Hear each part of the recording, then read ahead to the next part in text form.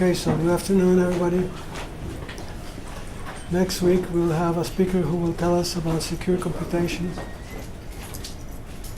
Today I have the pleasure of introducing you to Dr. Adam Carter from Humboldt State.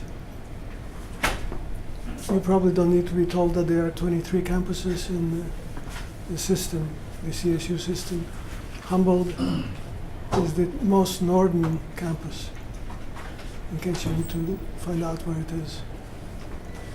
And Dr. Carter is going to tell us about social programming to improve computer education. So let's welcome our speaker. Thank you. Thanks, George, and thanks for the department and the university for having me out here. One thing I want to kind of preface this with is, first of all, this column's going to throw me off the whole lecture. Is if something is of interest to you, raise your hand and let's talk about it now rather than at the end. I don't need to get through these slides. These slides are intended to provoke thought or to be of interest. So the moment something becomes interesting, let's talk about it. And if I don't get through the whole talk, that's okay with me. I'd rather have good discussion. And I've given parts of this talk. I rarely complete the talk. People usually interrupt and we have good side discussions. So I'd like to keep that going. So I want to talk first about the motivation of social programming variants. Why did I get interested into this area? So I'm very much kind of half social scientist, half computer scientist. I look at student behavior, student programming processes, student interactions. So I'm definitely on the softer end of computer science. So as a discipline, it turns out that we're only graduating about half of the students necessary to keep up with demands in industry. And so I think most of you are students, so this is good news for you guys. There's tons of jobs available. And everywhere else, bad choice, bad major choice. You guys made the good major choice. So why is this? Are students just not interested in computer science? What's going on here? Well, we look at enrollment trends. Computer science tends to be cyclical with the boom and bust of tech sector. But this doesn't look to be the case, and this graph's a little older, but if we look at the projected increase, this is a couple years old, we look to be at all-time highs, and at least at Humboldt State that's the case. I don't know how enrollment is here, but I would hazard to guess that you guys are probably not under-enrolled. So if we have a positive upward trend, why can't we seem to meet this demand of industry?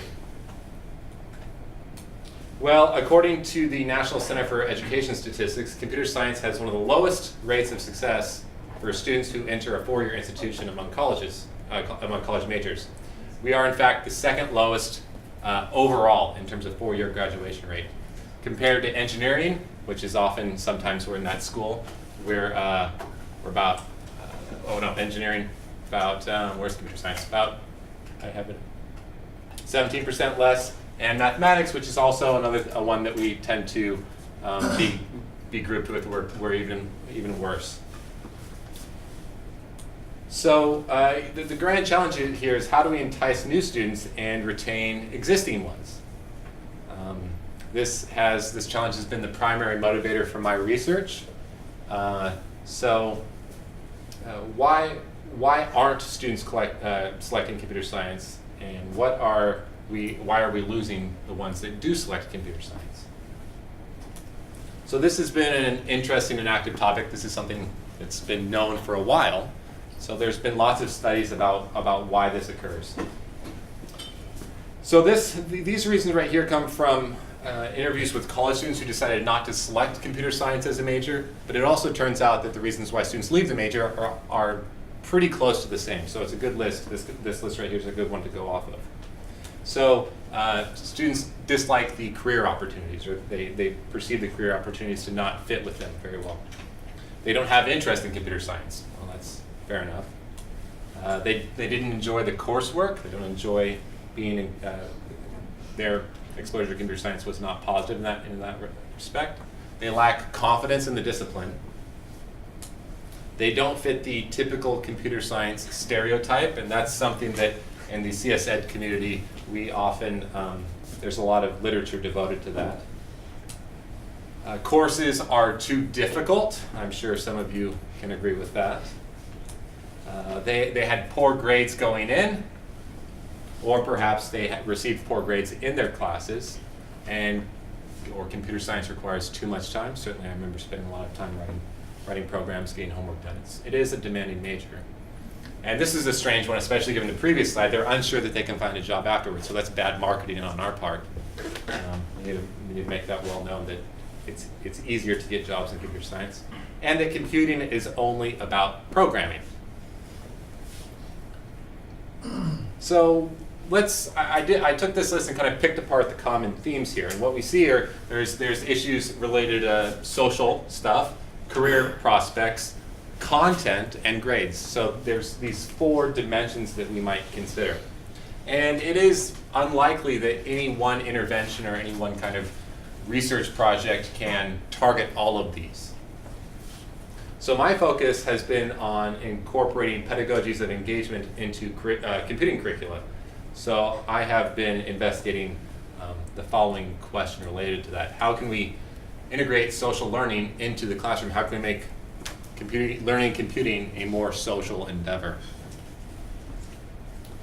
Researchers interested in this might argue that they are interested in social learning, that it's not what we teach, but how we teach it that makes computing or programming difficult to learn. So to this end, researchers often investigate augmenting or replacing traditional lecture format with pedagogies of engagement grounded in social learning theory. Evidence suggests that these pedagogies are more effective than passive learning models, like what we're doing here. However, pedagogies of engagement often coincide with specific pedagogical technique, so for example, peer learning or project-based learning, and this tends to limit a lot of the broad applicability of these techniques. So differences in institution, department, or faculty might hinder the wide-scale adoption of these techniques. So ideally, we would like to overcome this by developing interventions that can be applied regardless of any specific pedagogical approach. And I see the IDE, or where you program, as the focal point of early computing education. That's often, usually the introductory courses are a little more programming focused than the later ones. So I look at integrating a social network or social learning directly into the IDE. So this is where the idea of social programming environment comes from. We augment the traditional IDE with this social element. And this is the social programming environment I created for my dissertation, and we continue to refine it moving forward. So the idea is you have your typical programming, and then this is where your Solution Explorer would normally be, but you can toggle between this and a more Facebook-like activity feed. There's also some other features that I'll talk about later in the talk. So if we go back to this list of potential problems, potential barriers, what might this social programming environment target? How might this benefit computing education? So clearly, social programming environment, by its very nature, is intended to address the social issues. So we feel like we might do better there. Second, social learning theory suggests that learning comes about through social interaction.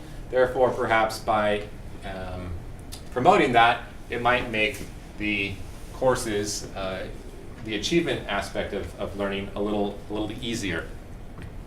And similarly, maybe it might make doing the actual coursework slightly more enjoyable.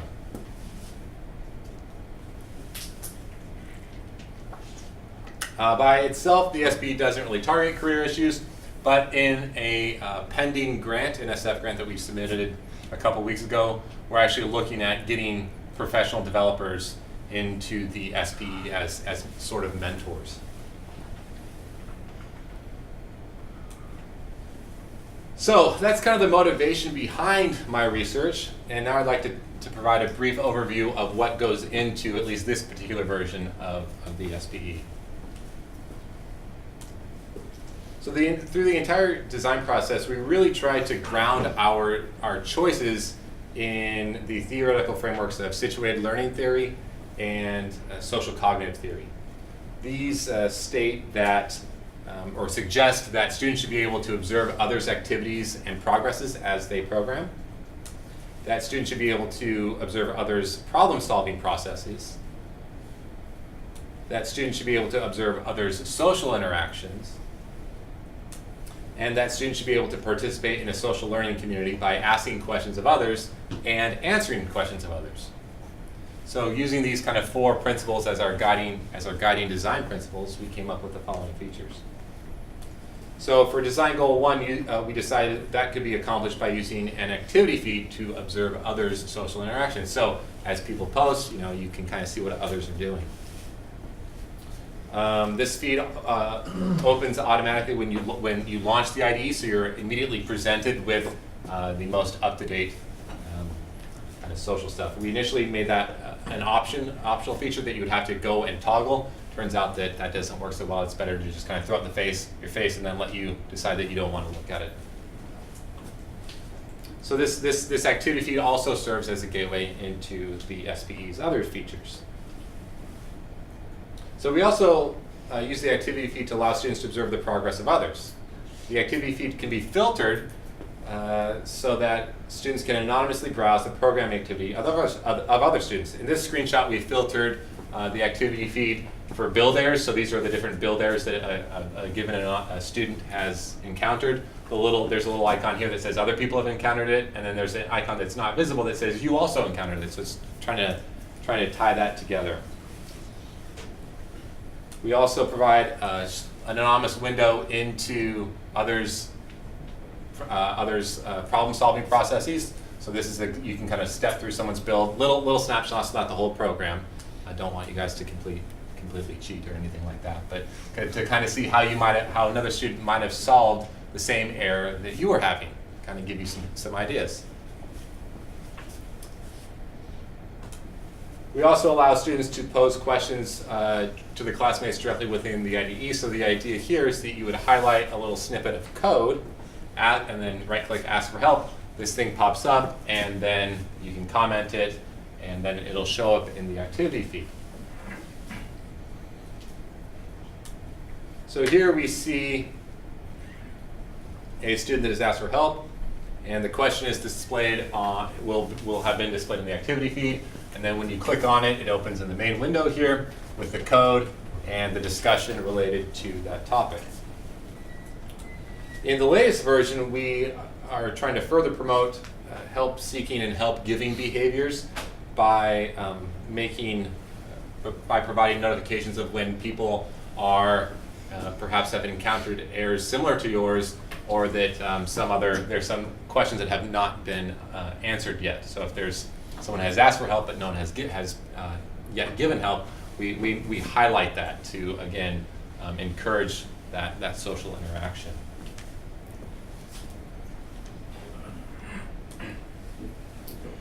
So I position the SPE to be a drop-in replacement for a traditional course management system. I don't know if you guys, oh yeah, go ahead. Do you guys, like for users, do they have to pay a fee to use this, or is it? No, this is a research tool, so it's free. Yeah.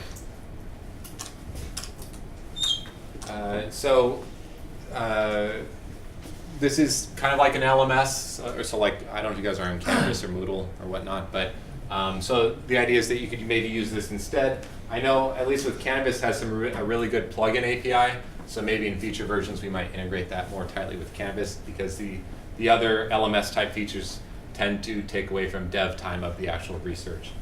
So I incorporated, there's like user profile pages, like something that you might see on Facebook. I don't have that pictured here.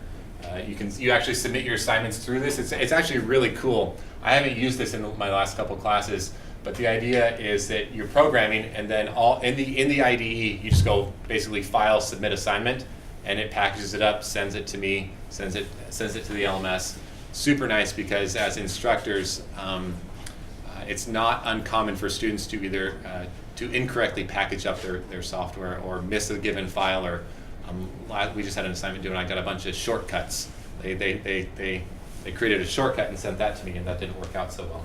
So that was really nice from my perspective, but not so much from a research perspective. Also a file repository for syllabus, lectures, assignment details, stuff like that.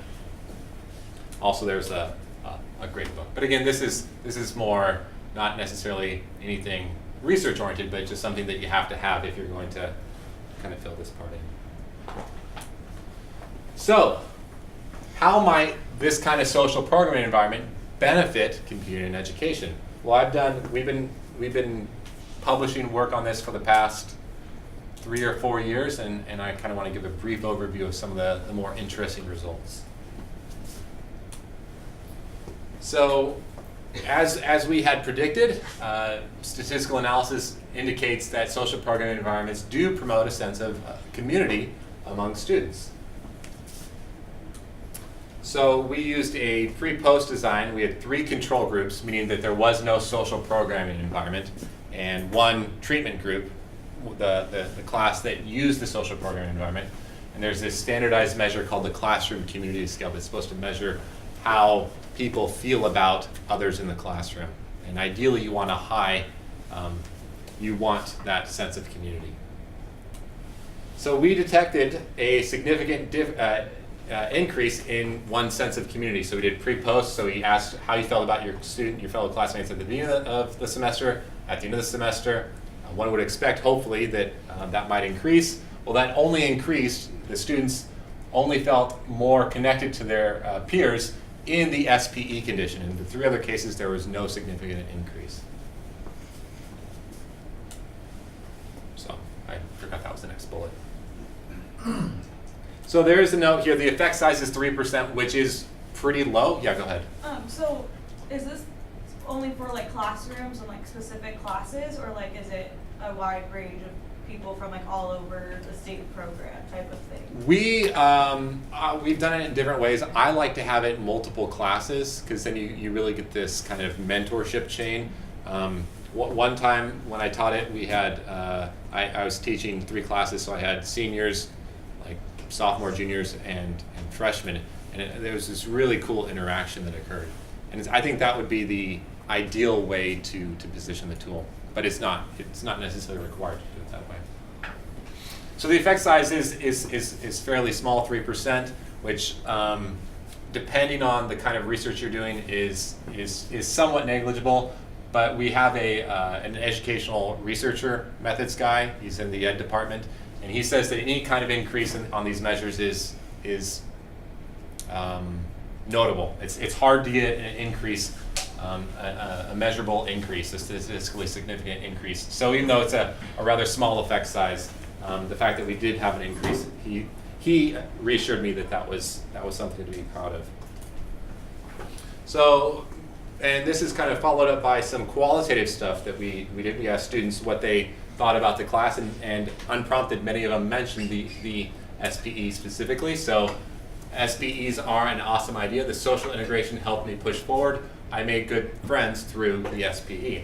One student wrote. Another wrote, the SPE was definitely helpful in the sense that it broke the social barriers and really built my network of other CS friends. So this is like the end of semester course reviews, right? This is like not about I didn't ask them, what do you think about the SPE? It was like, the general, what did you like about the class? What didn't you like? The end of semester review. So that's where these were talked about. This was not prompted. Another one, I loved using the SPE in your class. It was absolutely gave me a sense of community, which is what we were going for, so that was good. And it was quite fun to discuss things while class was going on. So a lot of these, they would actually be talking on the SPE in class. And I kind of looked at that to see if it indeed had an effect on the classroom, and it ended up being not negligible. So we also looked at regular participation. So if you regularly participated in this SPE, how did that? What was the relationship between that and grades? So we looked at that using a traditional learning management system and the SPE. And in both cases, it turns out that regularly participating in these online learning environments is significantly associated with better grades.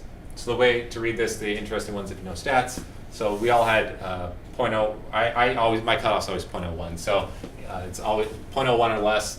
And eta squared is a measure of effect size. So these are all medium, low effect size, which is pretty good. So the idea is if you regularly participate, or the takeaway is if you regularly participate in this social environment in which you're helping others, learning from others, that tends to bode well for your final grades. Social programming environments also allow us to build models that help us to better understand you guys as you program. So this is a fairly detailed part of the research, and I'm going to gloss over a lot of it just to kind of show some stuff, because I think I'd probably spend the entire time talking about this. So because we can use the SP to collect information as you guys program, we're able to build these complex models. So this is called the programming state model. I built it as part of my dissertation. And the idea is that as you program, you transition between these states. And we can run modeling to see if there's any sort of relationship between how you transition through this somewhat complex looking model and your course performance. And it turns out there is.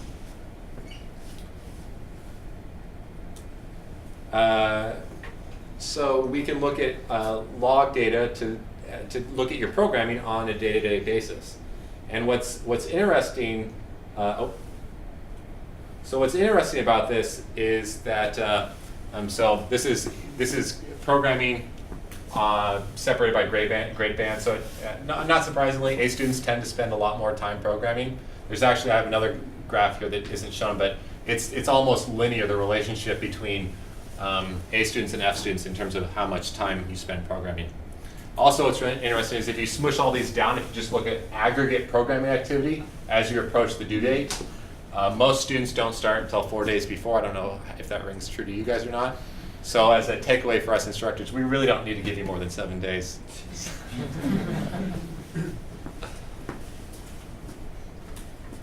Okay, so then we can kind of look at, on a day-to-day basis, what do students, how do different students of different grade bands, are there patterns of programming different? And we built a bunch of graphs like this, and it turns out they are. So we see C students tend to do, again, it doesn't matter so much what this is right now, but they tend to be over here. The D students tend to do these things. Turns out F and A students do something very similar, which is a little strange. And B students do something else. So each grade band programs slightly differently. And this was a very coarse analysis that we did.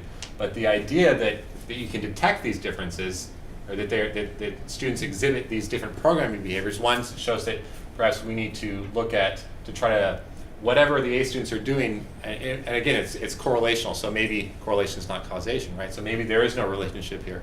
Maybe this just happens that if you're an A, you do this, or rather you do this because you have an A. We don't know what the temporal relationship is there. But given the fact that there is a difference, maybe we can try to teach how to be more like an A student, how to program more like an A student. That might be helpful. So we did doing this day-to-day analysis, we found some interesting things. We looked at the 4 days leading up to an assignment, and on those 4 days, these patterns of behavior did not change. So that graph that I showed before looks very similar for all the days. A students tend to spend a significant amount of time cycling between editing and running outside of the debugger, which generally, from an educator perspective, you think that would be bad, but they seem to get along just fine doing that. B students, on the other hand, do use the debugger, and they also spend a little more time fixing syntax errors. C students spend a lot of time editing syntactically incorrect programs, so programs that won't build. So they will try to build, it won't build, they'll just keep writing code instead of going back and trying to fix that. They also spend a lot of time debugging programs that had recently not compiled. So, oops. And D and F students, they ended up not generating enough programming activities to come out with anything significant there. So we find this is obvious, perhaps, that better students tend to spend more time editing and running syntactically correct programs. We find, so this is a limitation here that this is all post hoc. So we collected this data, and then the problem with research is sometimes it takes a long time to get around to thinking about what to do with it. So we did this analysis years after we collected the data. So we weren't able to necessarily provide a strong categorization or get a better idea of what these differences might mean. And of course, there's an issue. These transitions we identified, these differences we identified, may not hold across institution course, programming language, or IDE. So one thing that I've always wanted to do, but is something that isn't commonly done in our area of computer science, is do some ground truth analysis like you would see in human activity recognition. So get someone in the lab, watch them program, see if you can kind of better categorize what these activities are that we're seeing in the log data. So that all can be done without the SPE. There's a BlueJ. I don't know if you guys, is this a Java or C school? Java? C? C++? Okay, so BlueJ is a really popular IDE for Java, and it has this logging stuff built in as well. A lot of these IDEs these days have this built in. And you could do that, what I just shown, in any of them. But the SPE allows you to create new models that combine programming and, in my case, social behavior. There's some other stuff you could do. But I looked at the intersection of programming behavior and social behavior. So there's, so for example, we wanted to say, well, what would we get by incorporating social information into these some predictive measures of student performance? So the error quotient by Matt Jaded was the first one. He was the first one to kind of start looking at this, and so the differences aren't so meaningful for this talk. But the idea is that all three of these measures are based solely on programming data. So they predict your performance based on what you're doing on the IDE. Well, what if we took social information and paired it with that in the model? As it turns out, in all cases here, the adding social information increases the predictive capabilities of the model, meaning that we can learn more about you based on not only your programming behaviors, but also your social behaviors. So we also, that was for assignment average. We did the same thing for assignment for final grades. So again, we have the without social information thrown into the statistical models, and with social information thrown into the statistical model. So the idea, or the takeaway, is that we can do a better job figuring out how you will perform if we look beyond just your programming behaviors. So again, going back to the goals here, we want the SPE to allow students to help their peers, and it turns out that that helping has a measurable impact on student success. So, for example, we can look at the interactions and kind of tie that back to how their code changes after this social interaction. So here's a given example. Bo asks, how do you write these required functions for the programming assignment? How do the functions help some other aspect of the programming assignment? Justin responds with the required functions determine the type of data in these functions. It sets all the information it gets from the string. So they have this rich interaction about the code. And then what's also cool, often you see other students chime in, because often you guys, it turns out, have the same questions. And so you, not only by having one student ask a question, it helps other students as well. So it propagates this knowledge, which is really cool. And then another student chimes in. So we have the 4 different students in this example talking about the problem, which is really cool. So what we wanted to do here is we wanted to see, okay, for a student who asked a question, how did that look? How did their code change in relation to that question? How did were they able to make a measurable improvement in their code? So we categorize this into 3 categories here. So if they asked the question and didn't receive a suggestion, so no one commented, how likely in the future were they able to address that issue? If they provided a suggestion but without an acknowledgement, so they didn't say, okay, thanks, there was no evidence that they had looked at the suggestion. And then finally, there was a suggestion and some sort of acknowledgement like, okay, thanks, or there was a follow-up question or something along those lines. So this is evidence, this is a proxy for evidence that the student who had asked the question actually read the question. So we parse this into 3 different categories. So if you did not receive a suggestion And we had a 2-day looking forward window. So we looked at your code 2 days moving forward. And 42% of the time in that 2-day window, there was a marketed improvement in that area of the program. If you received a suggestion, that jumps to 63%.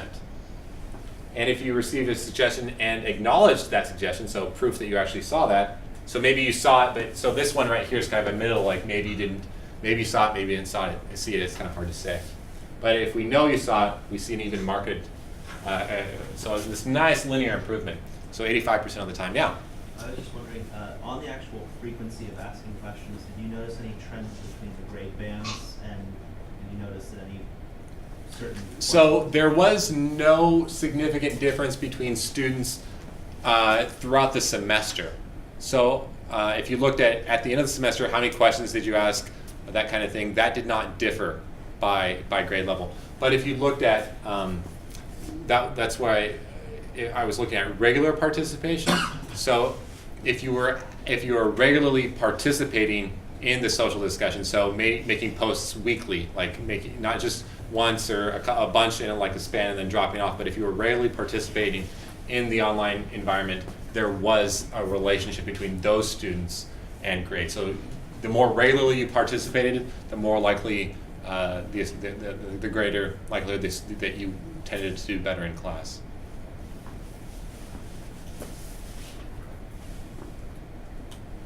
So we wanted to, again, what is the relationship between obtaining help and assignment grades? So clearly, this graph shows that you were able to address the issue, but how'd that turn out for grades? Well, so we have the average assignment grade for those that received help versus the class average. So if you end up having this social interaction, your average assignment grade was 87%. Versus the class average of 77%. So the people who tended to engage in this ended up doing better on the homework. And let's see, what was this one?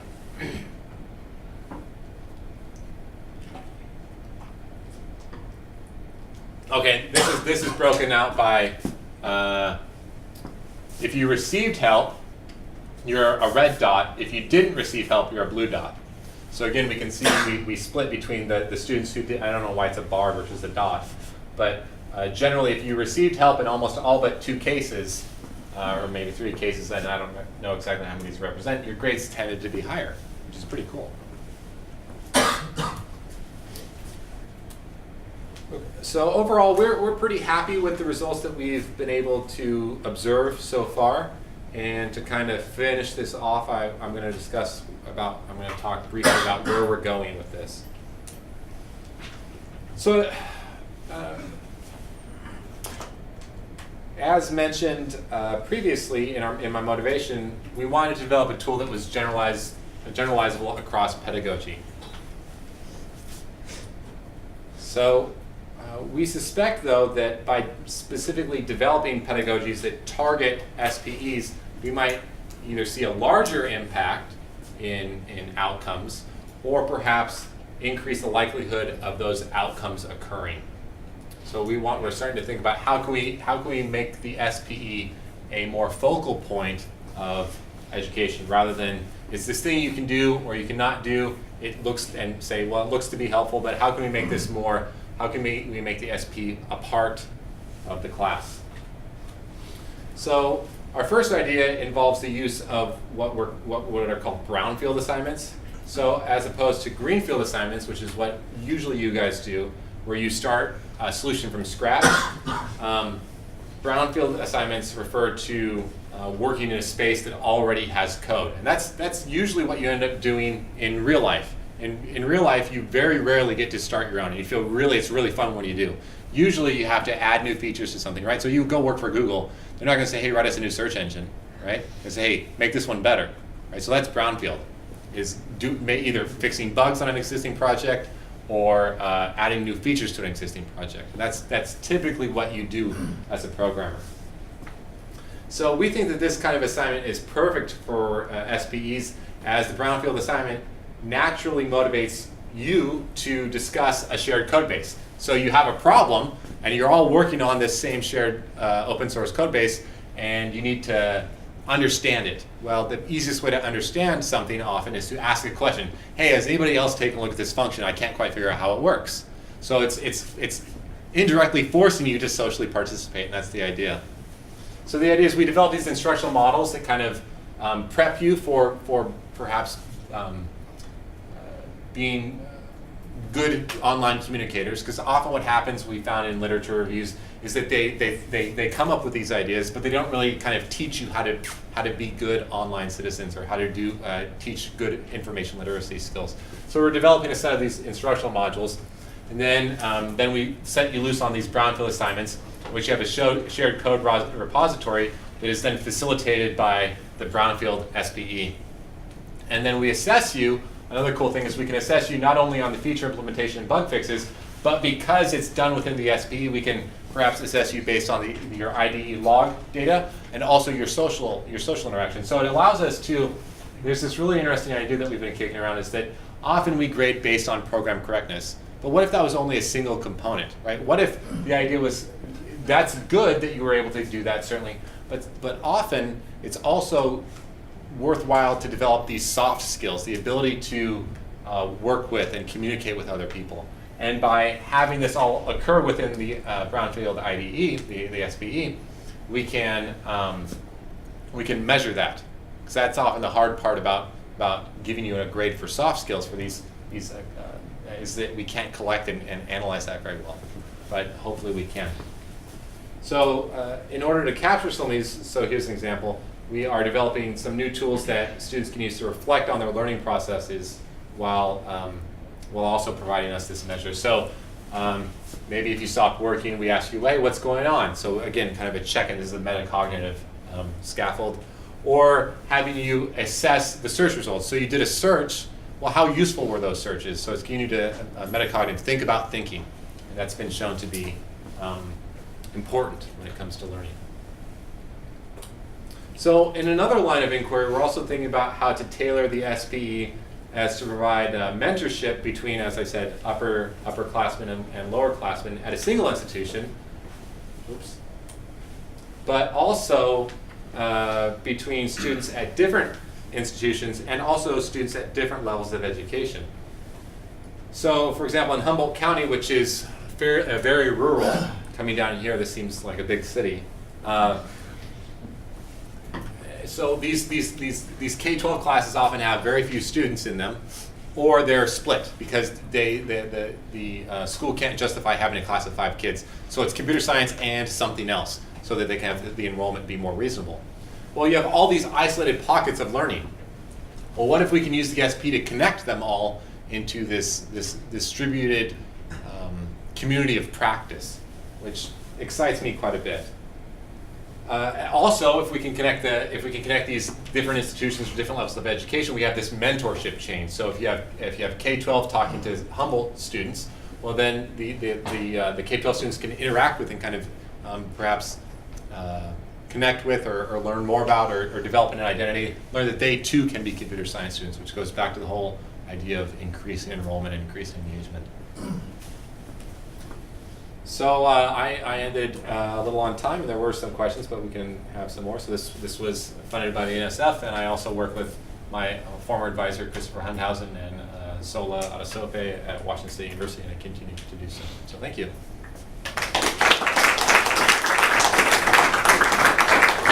So we have a little more time for questions. So yeah.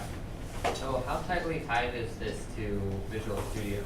So that is the biggest problem, is that every place uses a different IDE or tends to. The work was done at Washington State University, and as you might imagine, Washington State tends to be very pro Microsoft, and so that was just, we chose Visual Studio not because that was what we were wanting to do. It's just that's what the department had standardized on. There are most modern IDEs have a plugin architecture that can support this kind of thing. So that's kind of what differentiates between an end user tool and a research tool. An end user tool, you'd probably want to target all the big ones. That ends up sucking away time and effort from the research. So we still are. This is more of an active research tool. So we kind of have to pick and target, and that being that we targeted Visual Studio definitely limits our support. So is it all information that's like provided by Visual Studio, or you don't like look at Git repo kind of data or anything like that? Using Git there at SIGC, which is kind of one of the bigger computer science ed conferences, there's some other people that are doing something similar, and one of them did kind of use Git as a back-end repo, so it's something that has been done, but something that we have not done ourselves. Yeah. I was just wondering about, you said that there was a way to see kind of solutions that other people had done. You would see a kind of snippet of their code. Yeah. Is there a way that you abstracted that, or were people actually looking at the snippet from somebody's code? And if so, was there a way for people to elect for their code to be private? Yeah, that's the privacy issues were are sticky. Yeah. In this version, we tried our best to anonymize it, but it is something that needs to be thought more of, and we just kind of ignored it. But it is something that always comes up, and yeah. Yeah. Did most of the students that helped other students tend to fall into the A letter grade category? And was there any distinction between higher grade obtaining students who helped versus who didn't help? You know, we did not look at who was providing the help, although that would be of interest. For those that have taught anything, certainly we know that you might know that teaching something helps you learn it a lot, really well. I'm actually kind of surprised no one's brought that up or thought about that. So that's a really, really great idea. Thanks.